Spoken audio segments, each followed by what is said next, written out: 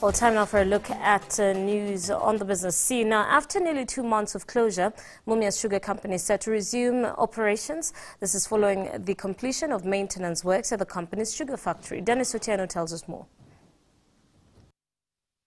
In mid-October, Kenya's biggest sugar miller, Mumia's sugar company, shut down its operations for maintenance works that are said to have cost the company 1.5 billion shillings. And after a break of about 60 days, the firm is set to resume sugar processing operations next week. The maintenance has gone well. We have addressed most of the engineering issues that were preventing us from doing maximum recoveries. The maintenance exercise was part of efforts by the company's management to put Mumia's back on the recovery path after recording a 2.7 billion shillings pre-tax loss in 2014, down from the previous year's loss of 1.6 billion shillings. Apart from maintenance, inadequate supply of cane was also to blame for Mumia's temporary closure. We have better cane supplies than we had before we stopped. We expect our production to improve by between 10 and 20% from where we were before we stopped. But as Mumia's resumes its operations, area leaders are calling on the government to inject additional capital into the company. The government holds a majority shareholding in Mumia's, which stands at 71% of the company's shares. Ikiwa pesa itawekwa katika Mumia's, wakati huu tupate wakurugenzi wale wanaweza kuangalia mahitaji ya wananchi. The call comes against the backdrop of calls to the government to curb illegal sugar imports, which have also been cited as a major drawback to efforts to revive the local sugar industry. Dennis Otieno, Citizen Live at 1. Now, for close to a decade, the Nokia cell phone was arguably the most popular mobile phone in Kenya. But since the onset of smartphones in 2007, Nokia's distinct ringtone has been fading away. And as Bella Genga now reports, Nokia is now set to exit the scene to pave way for Microsoft-branded phone handsets.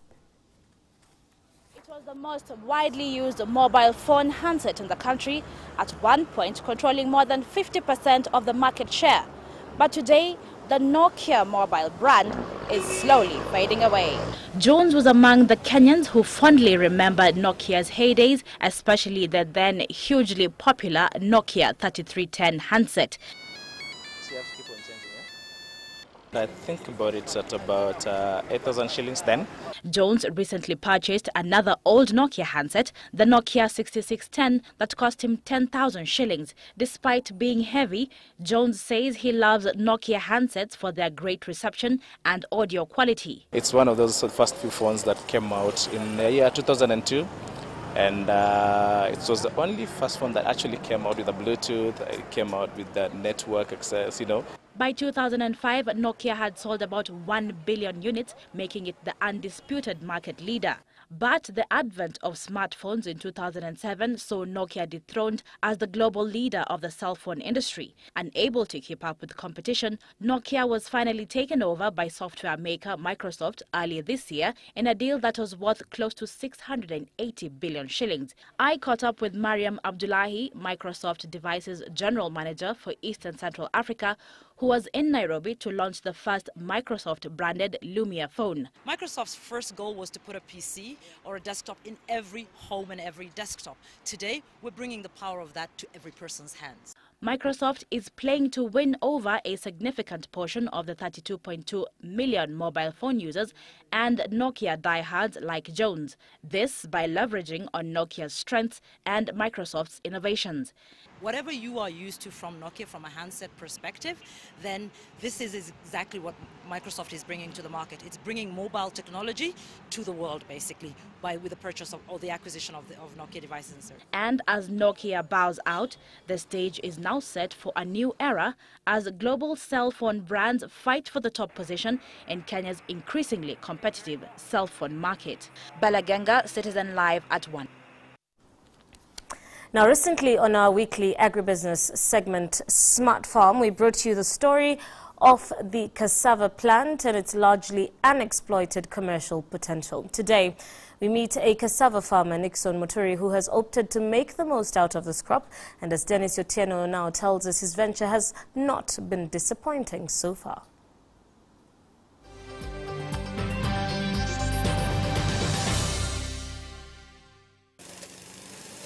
At a glance, one would be mistaken to assume that this is grass fodder.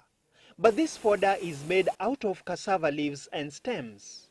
This is one of the products that Nixon Muturi is making out of his 3-acre cassava farm. All the animal feeds and poultry feeds, I usually sell them locally to smallholder farmers at a cheaper price because most of the people here keep poultry feeds.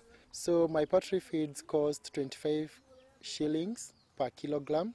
That is about half the price of other feeds. For my cows, I'm mixing my cassava with fish meals.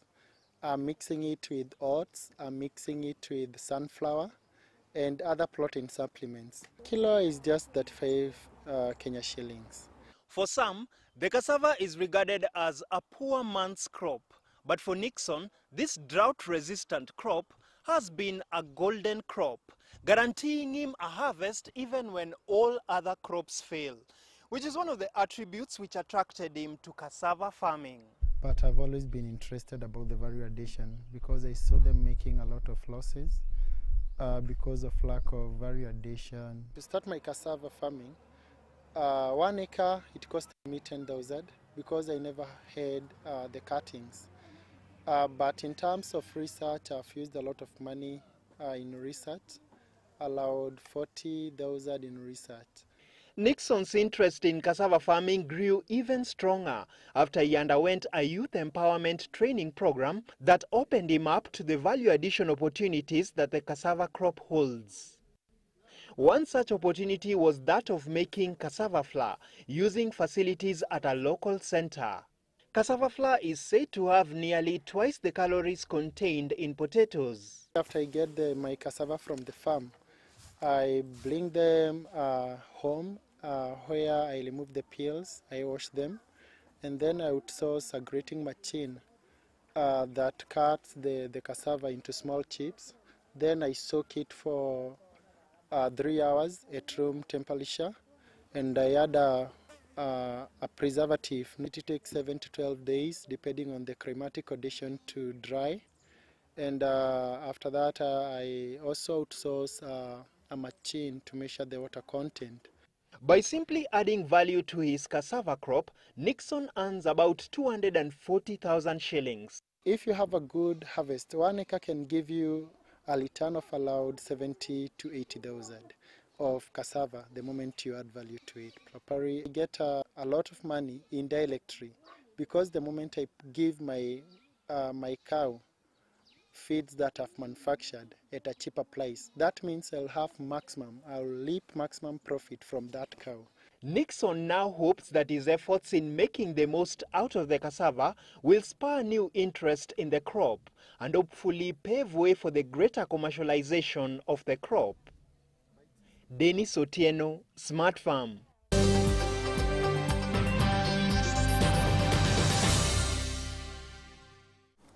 To matters tourism now, where a final report on the steps that will be taken to revive Kenya's tourism sector will be ready in January.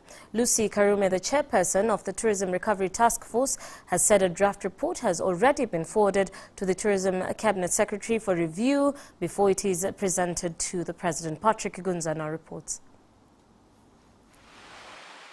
2014 has been a tough year for Kenya's tourism industry.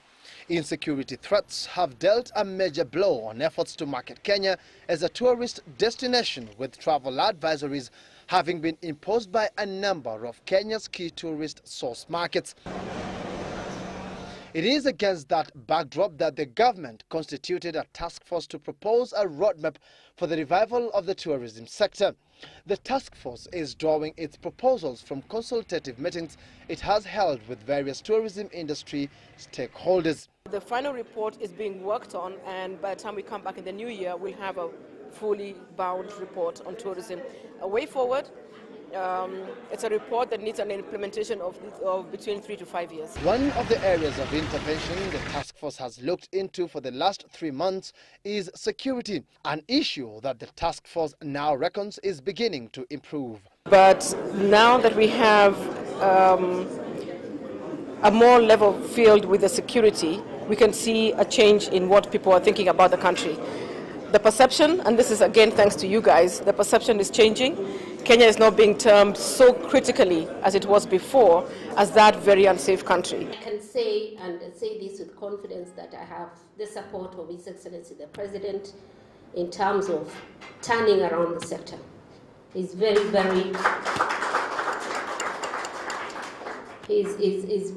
keen to ensure that we manage or we sort out the security issues. Diversifying the tourism sector's products away from the traditional beach and safari products to sports, medical and cultural tourism is also among the raft of proposals that are being considered.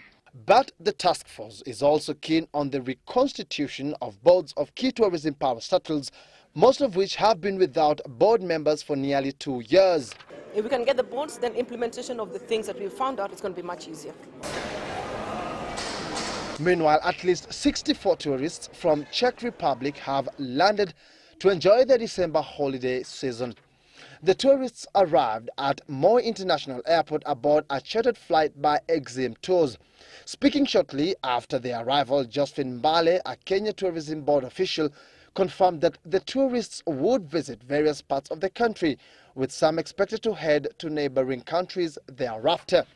Patrick Igunza, Citizen, live at 1. Turning to the foreign currency market now, the Kenyan shilling has held steady against the US dollar, with traders expecting the shilling to continue strengthening amid subdued dollars as companies prepare to close their books for the holiday season.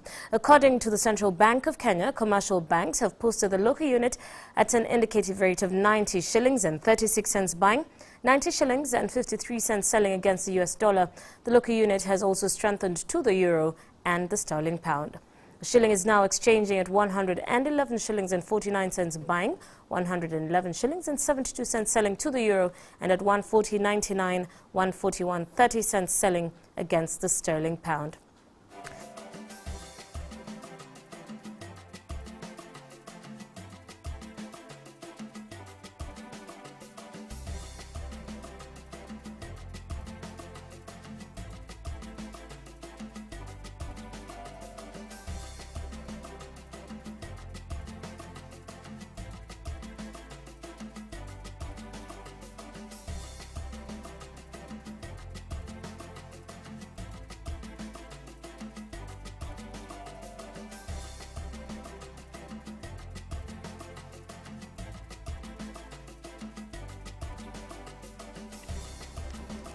Well, it's time now for a look at the sports news, and Bernard Ndong has joined us to let us in on the latest. Bernard, good afternoon.